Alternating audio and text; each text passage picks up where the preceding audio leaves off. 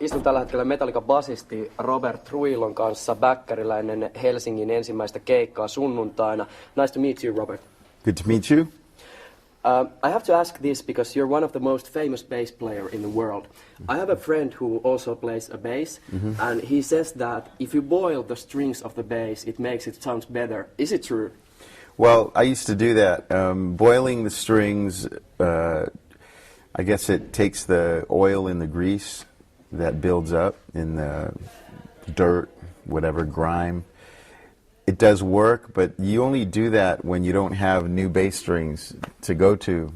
And bass strings are very expensive, so when I was younger, I'd go to my friend's house. He was older than me. He was, obviously a bass player. And I'd search around the garage of his floor, because that's where he had his instruments and his amplifiers and everything. And I'd find the old bass strings, and I'd make a set out of various strings, and I'd boil them. And I get more life out of them. But usually you get maybe a few days, maybe 2 days or something. If you play a lot, you're not going to get much more than a day or two. So it does work, but that's only if you can't afford to get some new strings. But actually, that's the really same thing my friend says to me when we're arguing about is it good for the strings, and it sounds a bit voodoo. Do you use the same kettle for the bass strings and noodles? You can't. Yeah, that's the other thing. If you want to conserve water, you can use the same water for your ramen noodles, for your pastas, and for various soups. Which one comes first, boiling the strings or boiling the noodles? I would boil the noodles first because I don't like the taste of dirt, rust, and oil, and probably there's some other things mixed in there too. People go into the bathroom and wash their hands. That's all going to end up in the water. That's going to go into your soup. So you want to boil your soup, prepare your meal first, and then use that water to clean your strings. Yes, and after playing the bass, you can also lick your fingers and you have noodle taste there. That's true too. You get a little bit of taste on there, flavored strings, actually. Or if you're going to be like Rudy Sarzo from back in the early Ozzy Osbourne days, you lick your strings, you lick your bass.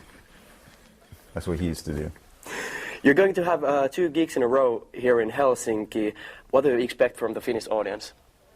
I expect them to be as crazy as any of our Scandinavian audiences. We've obviously had a lot of success up here in the North region, and we're really excited to be here. 2 shows back to back, it's great. We get to stay the night, have fun, see the city a little bit. We were here, we flew in last night, so we would have spent about 3 days here, so that's pretty cool. What are you going to do here in Finland between the gigs? I don't know. I mean, what I tried to do this morning was catch up on some sleep. We played Mexico City last weekend, got in early Monday morning back to my home, and then to prepare for this European run, to prepare for coming to Finland, just had a lot of things to do through those days up till the time that we left. And it's nice to get a little bit of rest and try and catch up on some sleep. And also, too, there's the jet lag factor because we haven't been to Europe in a month. So kind of reacclimating to European time. But we're going to be here through August, so we're going to be in Europe for a long time. So it should be great. When you spend some time with Metallica, who's usually taking the charge when you do little decisions like which restaurant to eat, which kind of wallpapers to use in the training places, and these kind of things? What varies. Kirk tends to be our restaurant guide. He's the one who's always looking through different special food magazines and stuff like that to find out where the best fish restaurant is in Finland, or the most famous Italian restaurant in Helsinki, whatever. He's always the one to look towards when it comes to deciding on a restaurant. As far as wallpaper, James would probably be good at that. He seems like he's got a keen artistic eye for design. He designs his own cars.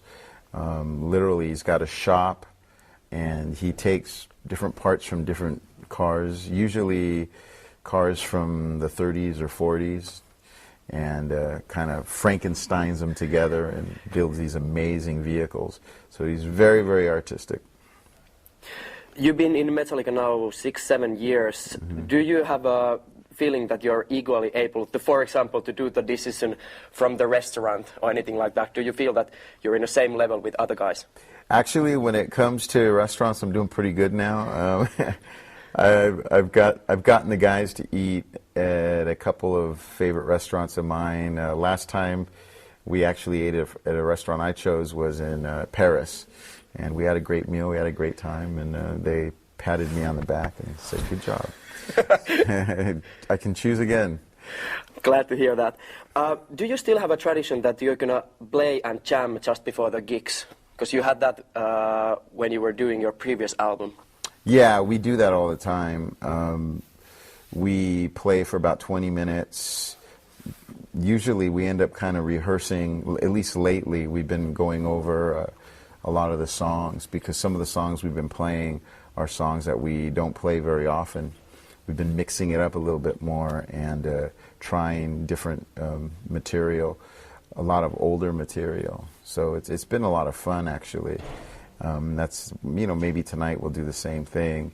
So a lot of that time before the show is just to loosen up and get comfortable with song arrangements and stuff right now. And then there are times where we jam out a new idea or something, start building ideas for a new album. Which kind of new ideas you have done in your jam sessions recently? Well, usually we haven't.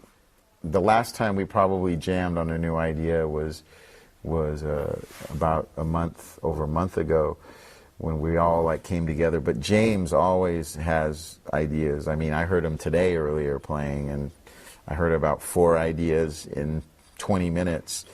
He's the kind of guy that he just turns a volume knob or a tone control and hits a string, and he comes up with a great riff.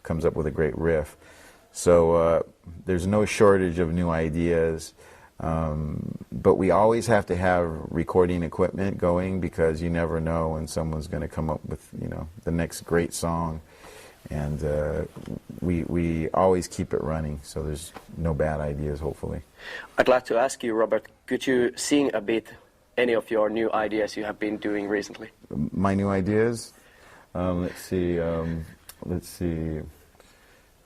Do do do do do do do do do do do do do do do shoo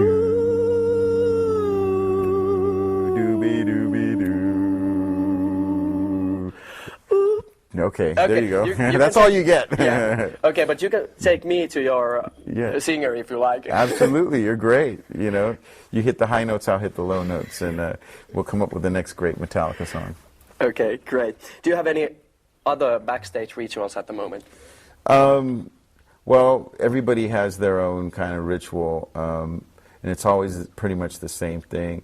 Lars goes on about a 20-minute run, and Kirk does about 20 minutes of yoga. James does a vocal warm-up and stretches out a little bit.